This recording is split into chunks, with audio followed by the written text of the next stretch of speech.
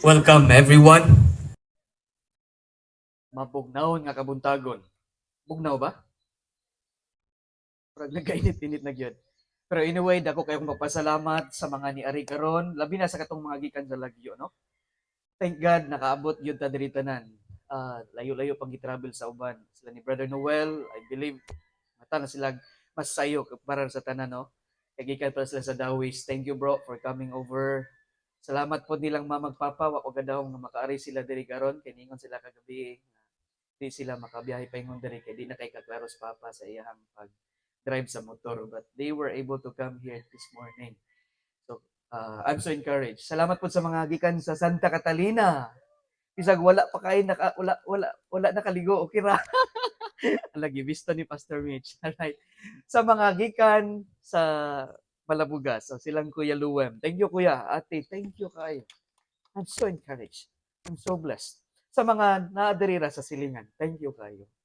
And arigyon mo karong buntag because atong gi-acknowledge na ang atong Dios angayan gyud siya natong alagaran. Angayan natong simbahon. Nothing is considered as sacrifice kung kabahin na sa pagserbisyo sa Ginoo. Kay kung ato ikumparar ang sakripisyo nga gihimo sa atong Ginoo, wala ra gyud ni siya ang atong mga pagsakripisyo. They pale in comparison. Okay, so I hope nakasabot ta tanan nganong nata diri karon nga buntag o nganong dili usual ang atong oras sa atong pagsimba. Nganong naaman ta diri karon o nganong gipili gyud nato ang alas 6 sa buntag. Tungod kay ganahan ta nga supposedly na ta tayo sa Great Wall nindot kay tatong lugar dito. Because ganahan nato ma-feel, mabati ang kanang essence ba sa pagsugat, sa pagbusilak sa adlaw. Kay matud pa sa gisulti sa pulong sa Ginoo sa biblical account nga atong mabasa atong nabasahon unya is si Jesus Christ na banhaw dili mudto, dili hapon, dili gabii, kundi sa kadlawon. Wala ta kay balog unsa nga oras, but we believe that before ang tanan nakamata, siya ibakon gikan sa lubnganan. So naata diri karon tungod kay ang atong gialagaran na Dios dili patay. Okay? Dili usara ka imagination, mugna-mugna lang sa tao kundi buhi siya. That's why ang tema sa ato ang pagsaulog sa resurrection, hindi na siya mausog. He is risen. Okay? So kung wala ta naulaw karon, atong isinggit. He is risen. Let's say it together. Ready, go. He is risen. Okay? So wala si Jesus nagpabilin sa lubnganan. Tungod kay siya nabanhaw gikan sa kamatayon. That's why kining Sunday, kining Resurrection Sunday, celebration ni siya. Celebration ni siya. Don't forget it. Okay? Kung magkunauna ganitag celebration, dapat excited ta no? Kay ngano man. Kaon. Naaday na sa tamang na celebration kaon, no? Ang resurrection, it's not just all about eating. Actually, natay kaon onya. Pero kung mingon tag Resurrection Sunday, it's a celebration of victory, kadaugan. Because si Jesus Christ, nabanhaw siya, gidaog niya ang kamatayon. And sa atong gikanta kaganina, oh death, where is your sting? Ang mao'y hinungdan na ang tanang tawo na mamatay tungod sa sala, right? Because of sin, all people will die. So, gikanker ni Jesus Christ ang kamatayon, okay, ang sala, o ang impyerno. So, that's why we are all here to celebrate sa kadaugan nga naangkon ni Jesus Christ. And because Jesus Christ won the victory dito sa cross, and then sa iyang pagkabanhaw, og tingod kay kita nga mga Kristiyano, nahiusa ta diha sa kay Kristo, kita usab nahimong mga madaugon. That's why ningon si Paul, we are more than conquerors. Actually, kita ang tinud-anay nga mga conquerors.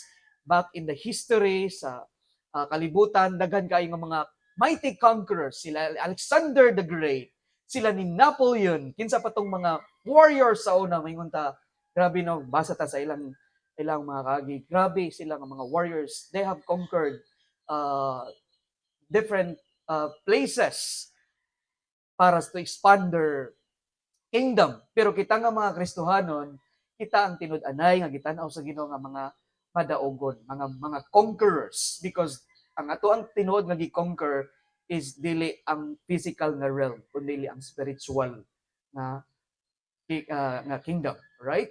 So we are more than conquerors diha sa kay Jesus Christ. So dili na to siya ikaulaw. Alright, so he is risen, wala siya nagpabilin sa lubnganan, so asa man siya karon? Because dito sa lubnganan, pag adto sa mga katong ni bisita, okay, it was actually mga babae ang una nga ni bisita sa lubnganan para sa pag bisita sa kay Jesus Christ. Pero pag tanaw nila dito, wala na. Ang patay nga lawas si Jesus Christ, isugata sila sa anghel og niingon nga kinsa may nang gipangita. Wala siya dire. He is risen. All right? So now, asa man si Jesus? Okay. Na siya sa langit. Okay? Na siya sa langit because he is omnipresent, bisag asa nga bahin sa kalibutan na si Kristo. So na siya sa langit, na siya sa laing part sa kalibutan og labi na gyud asa man si Kristo karon sa imuha. Sa imuhang kinabuhi. Na siya sa imong kasing-kasing. Right? Wherever you go, asa ta moadto, remind yourself, Jesus is here. That's why ang resurrection, dili lang na siya dapat nato i-celebrate during Easter Sunday.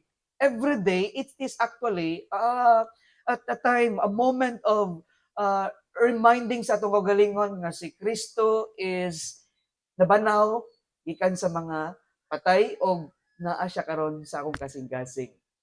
I am serving the risen Savior. Okay? Palakpakan na to. Jesus Christ is not dead. He is risen from the dead. And He is living sa ako ang kasing-kasing. That's why I can talk to Him. Pa-feel na ko ang iyong presence. Makadungog siya sa ako ang mga pag-ampo. Okay? Nga nung makimuntaboy ang Ginoo because He answers prayers. Right?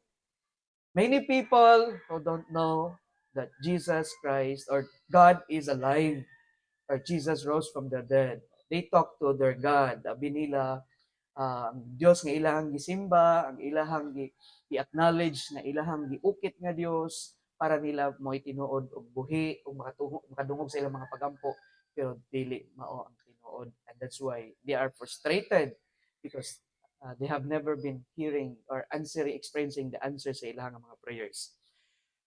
We do all acknowledge that today is a special Sunday. In fact, halos tibok kalibutan karon nagsaulog sa gitawag nga Easter.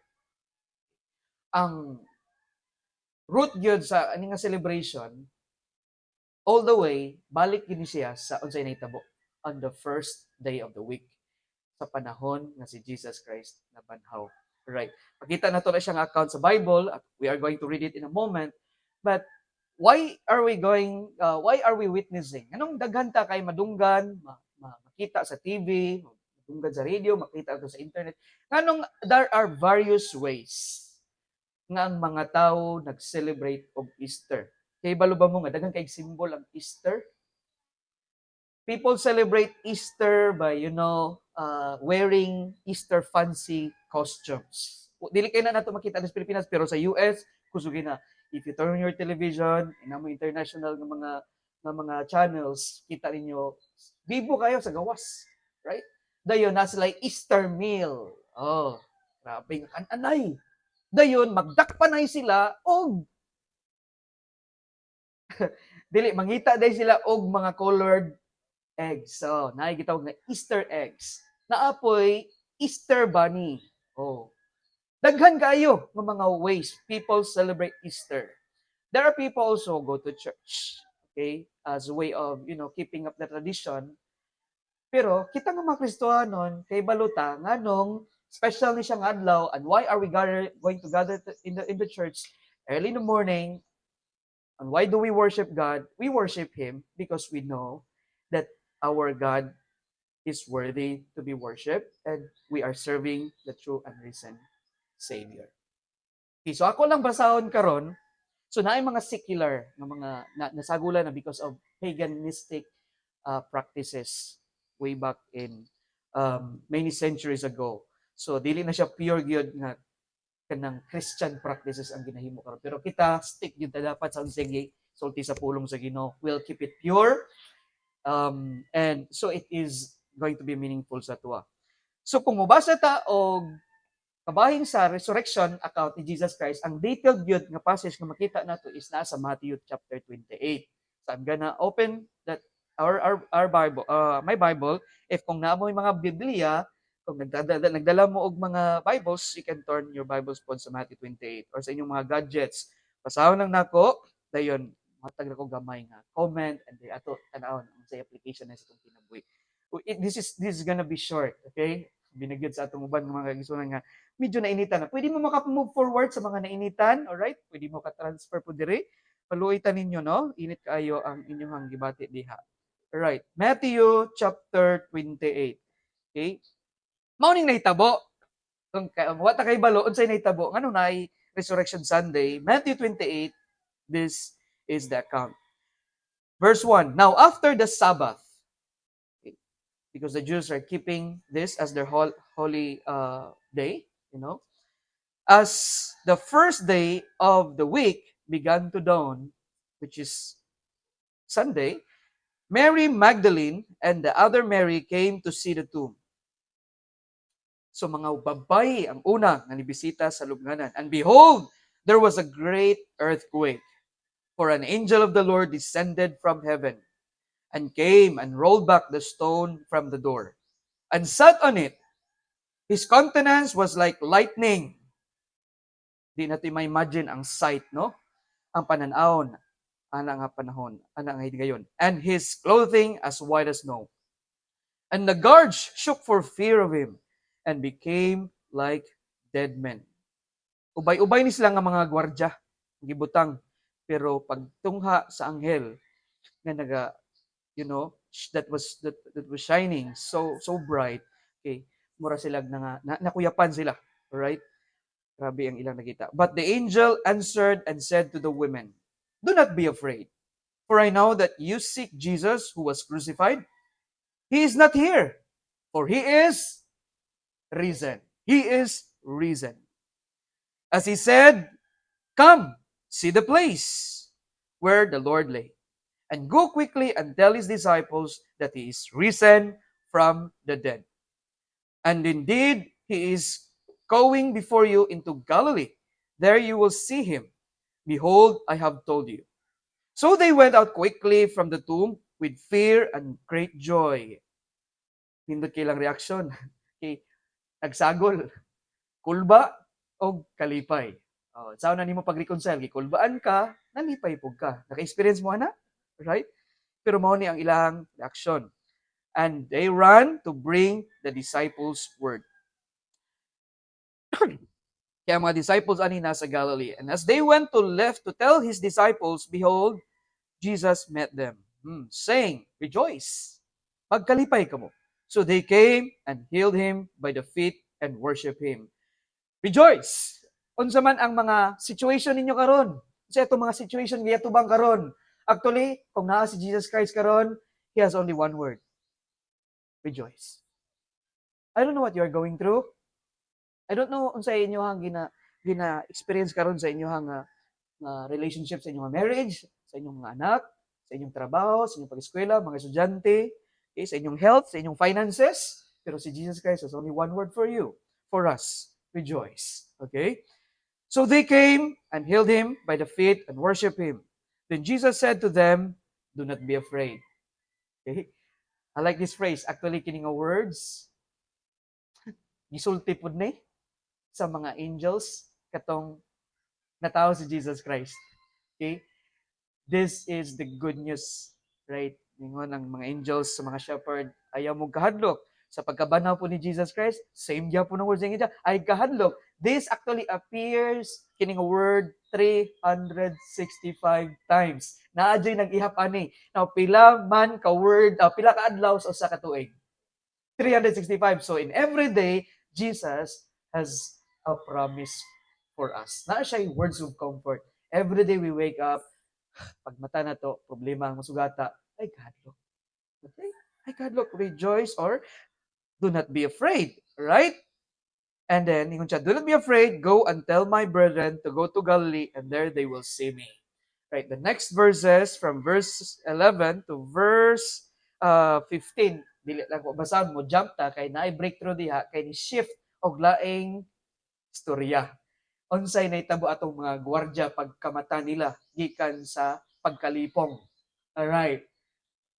So, ningon Jesus Christ sa ilaha sa mga babae, go to Galilee and tell my disciples. Unsa man ang isulti nila ang nahitabo na si Jesus Christ na banhaw gikan sa mga patay. And then let's read verse 16. Okay? Jump to sa verse 16. Then the 11 disciples went away into Galilee. Kay mao may gingon ni Jesus Christ, sulti sila, makintagbo ko nila sa Galilee. Right? To the mountain which Jesus had appointed for them. When they saw him, unsa may ilang reaction pagkita nila kay Jesus Christ? Nakakita sila kay Jesus Christ nga nabanhaw gikan sa mga patay, pero mixed ang mga reaction sa mga disciples. Naiuban ni worship ka Jesus Christ. They worship him, but some doubted. Man, grabe no? So kining doubt, so kad pag yun sa una, kung karon kung maka-experience ta usay ani sa una na experience sa mga disciples, nakakita man gani sila kay Jesus Christ. How much more kita? Right? Pero ingon Jesus Christ, blessed mo. Blessed those nga mga nituo, mas bulahan mo nga kamo nituo nga wala nakakita. Mas bulahan ta. Kung kita nituo nga wala nagduha-duha, bisan wala ta nakakita. Right? So unsa may gisulti ni Jesus Christ? Pagtapok first nga congregational meeting nila, ilang convention, mao ni ang gisulti ni Kristo. Familiar kayo ang nagasunod nga mga verses? Kinsay mingon nga, pastor, familiar kayo na ang mga sunod nga verses nga atong basahon. Unsay tawag ani nga passage? The Great Commission. Familiar kayo kay pila na ka Sunday ato ning gisgutan. Alright? So Jesus came and spoke to them. After sa iyang resurrection, gigather niya mga disciples sa Galilee ug mao ni dayon ang iyang gisulti sa ilaha. Ningon siya, and Jesus came and spoke to them saying, all authority has been given to me in heaven and on earth. Tanan nga authority gihatag sa akoa sa langit ug sa yuta. Okay? The authority sa nature that Jesus Christ could command the winds and the waves. You know, even ang mga kalanggaman, ang mga isda, tanan, under sa authority ni Jesus Christ, ilabi na ang mga yun na dili makita. He could even command the demons na mugawas sa tao nga na-possess. Alright? Asa ka na, no? Naay authority si Jesus Christ sa tibuok kalibutan. And then ingon siya, base aning authority nga gihatag sa akoa, I command you. Ngano mang motuo ta aning Great Commission nga isulti ni Jesus Christ gikan sa mga disciples, because Jesus Christ has the authority. Okay? Kasabot man tag authority, no? Alright. Naatay makita ang mga traffic aids bisag sa atong pananausahay, kay mo ta lisod man ni katuohan nga tawo. Pero tungod kay naa siya badge, na siya authority nga gidala gikan sa government, kumingon siya stop gud ta. Okay? Bisan pa nag-mayor, bisan pa nag-abogado, bisan pa nagtaas na posisyon, bisan pa nag-presidente, mutog yun na because mutog yun na a person because behind that person is the authority of the government. Alright? And dagan pang mga authorities diri sa kalibutan, pero ang labaw nga naay authority sa tanan is ang atong Ginoo. And if we are all going to obey these authorities na naa sa kalibutan, how much more na authority sa atong Ginoo? Right? Kung si Jesus Christ na gani ang moingon, you better listen. You better obey. Walay murmur, walay complain. Mingon gyud ta, yes sir. Alright? Ningon siya, kining authority na nako, and because of this authority, I tell you, go therefore and make disciples of all nations, baptizing them in the name of the Father and of the Son and of the Holy Spirit, teaching them to observe all things that I have commanded you, and lo, I am with you always, even to the end of the age. Amen. Again, unsa gani ang one single command nga makita nato sa Great Commission? Make disciples. Alright? So connected ra gyapon no sa atong mga gipangisgutan sa mga milabay nga mga Domingo. Nganong naay Great Commission? Nganong naata ani nga command? The reason why there's a Great Commission is because Jesus rose from the dead. Okay? Kung wala si Jesus na banaw, walay Great Commission. Ang Great Commission, gihatag human si Jesus na banaw. Okay?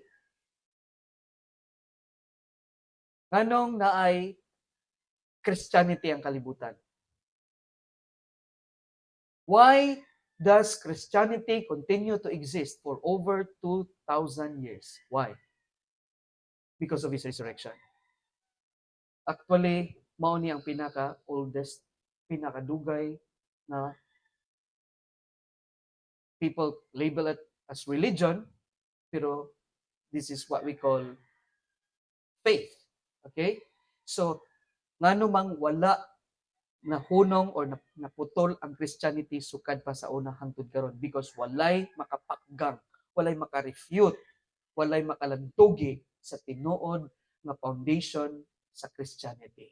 The reason why ang Christianity lig-on og kayo karon nagapadayon sa pag-spread even sa mga countries nga mingon ta bawal ang Christianity, mura ra gyapon wildfire nga nagakuyanap ang Christianity ngano man bisan naay persecution, naay babsag mga kadungtang mga Christians gipamatay, gipamutan ng ulo, grabe nga mga torture. Why do Christians still, continue to preach the gospel in this forbidden nga mga places? Because we are confident that ang ato ang gibarugan tinuod.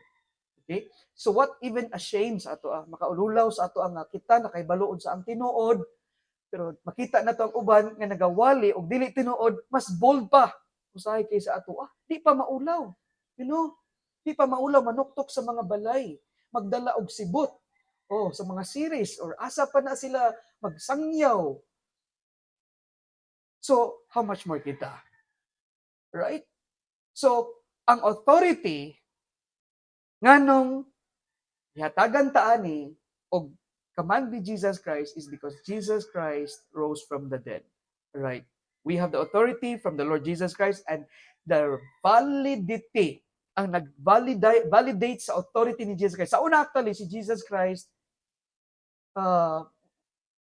dili pa kay katuan sa mga nakadungog sa iya, sa naminaw sa iya. Even mga disciples niya, daghan kay mga nag-doubt sa ato. In fact, Jesus Christ, when He was crucified, kinsa ra may nagpabilin nga disciple niya sa dito sa Calvary. Si John, ang uban, nanago. Okay? Kaya nga naman, nanalaw sila kay para nila, tinod ba gani? Namatay man. We will see. Alright.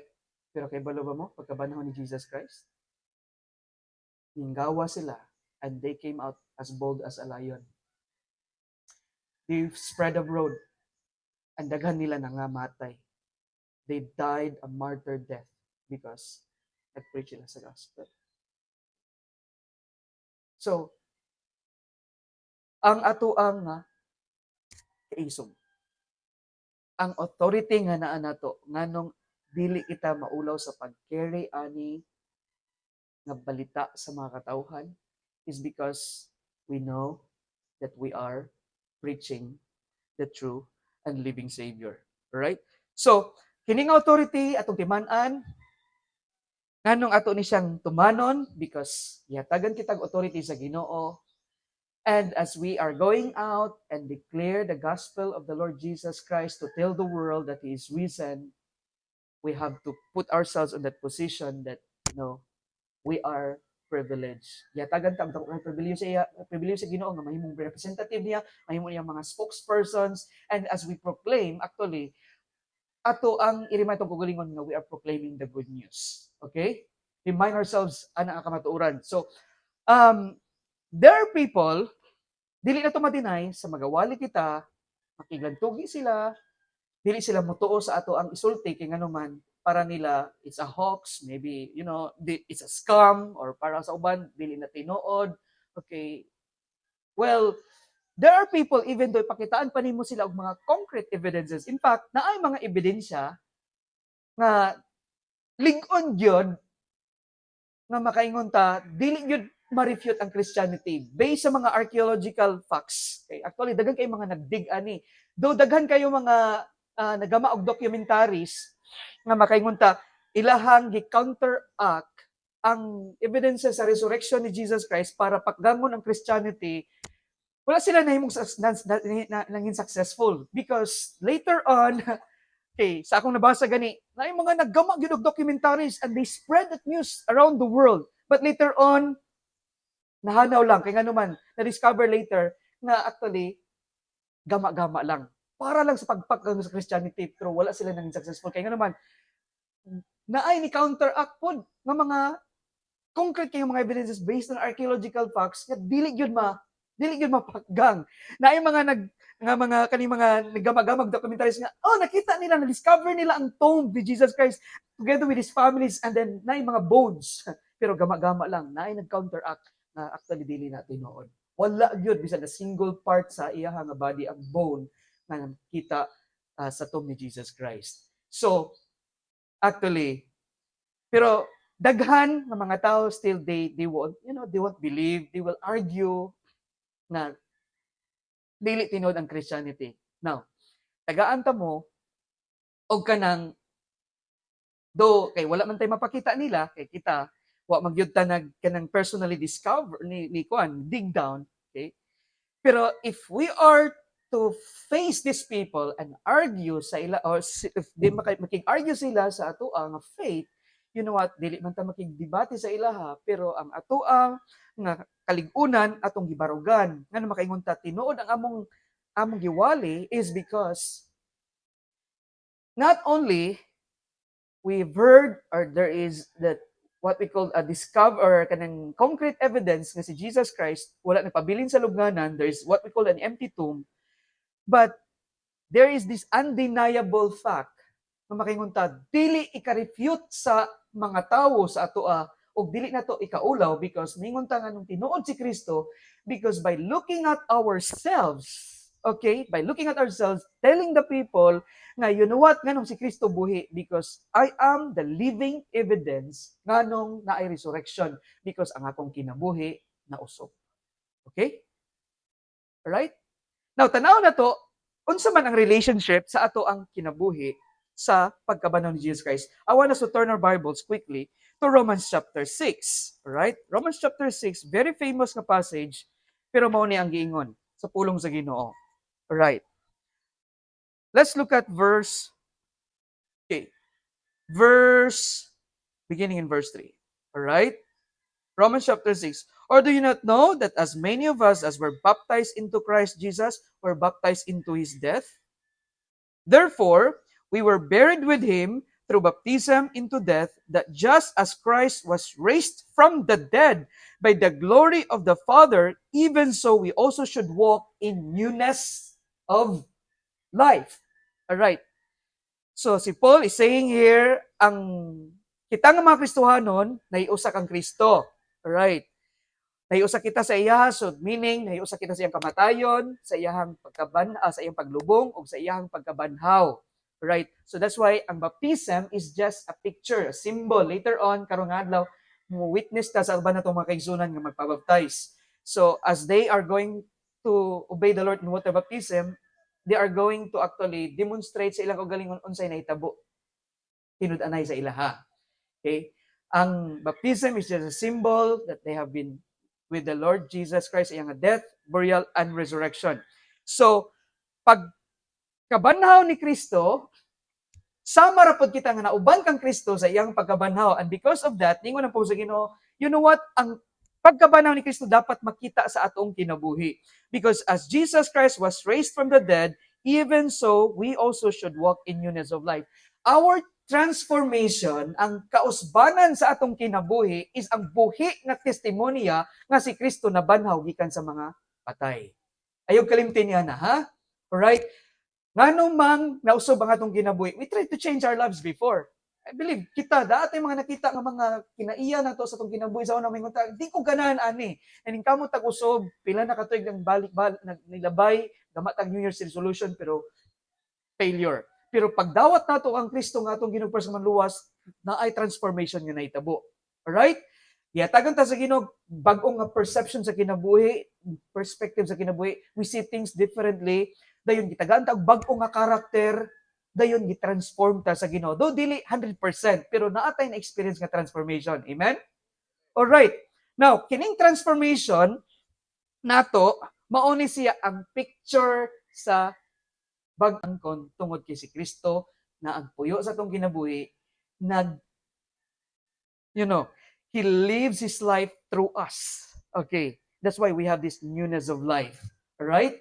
So that's one of the reasons why nganong bold ta dapat sa layon matubang sa mga tao nga mo share sa ilaha as we are going to fulfill the Great Commission kay nganuman we know na nung buhi si Kristo dili lang kay naatay natay ebidensya na Bible nga nagistorya ni ana, and then based on archaeological facts na mga extra biblical accounts, but labi na gyud ang atong kinabuhi mao'y buhing testimonya nga makaingon ta, okay, if dili ka mo to sa akong i-share, actually I can testify to you my life nganong buhi si Kristo because I experience transformation sa akong life.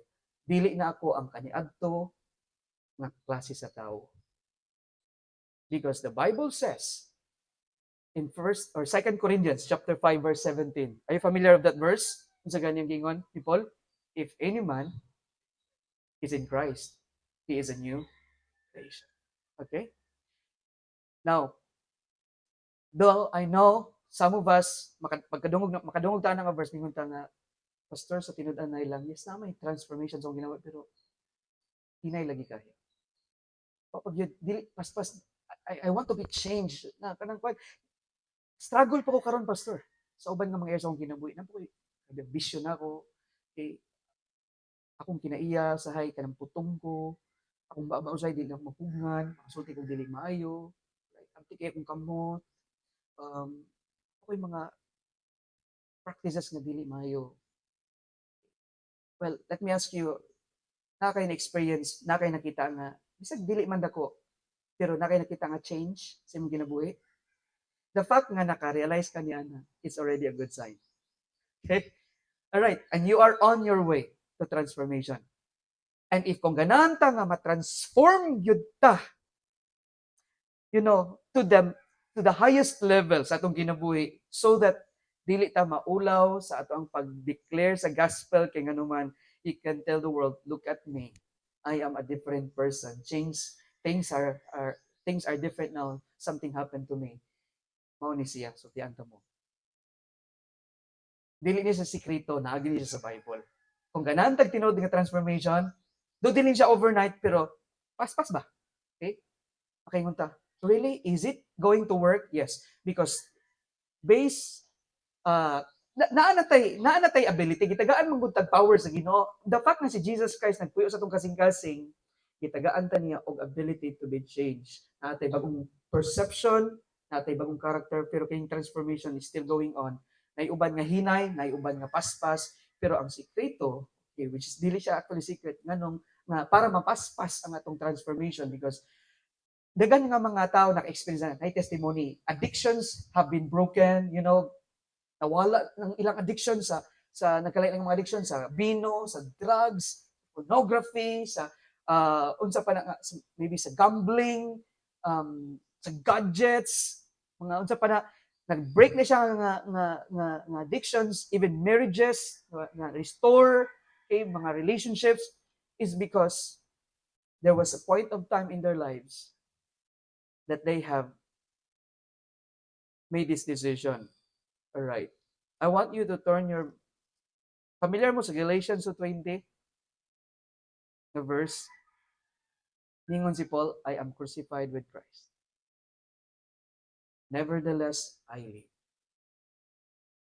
Yet not I, but Christ lives in me. In me. And the life that I now live, right?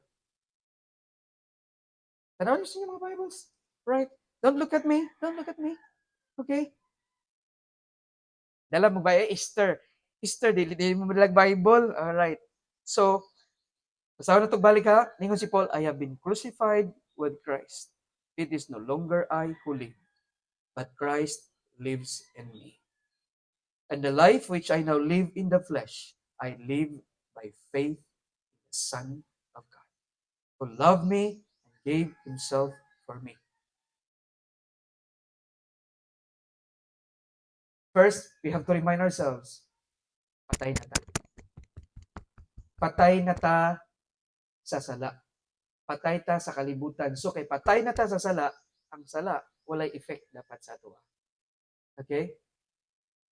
So, whenever sin knocks on the door sa atong kasing-kasing, itong kinabuhi, whenever ang karaan nga kinaiyam, manuktok, atong sultihan na magalingon, ay remind na to atong magalingon, I am dead to sin, I have no business with sin. And the person who is living in me, dili na ako, kundi si Kristo.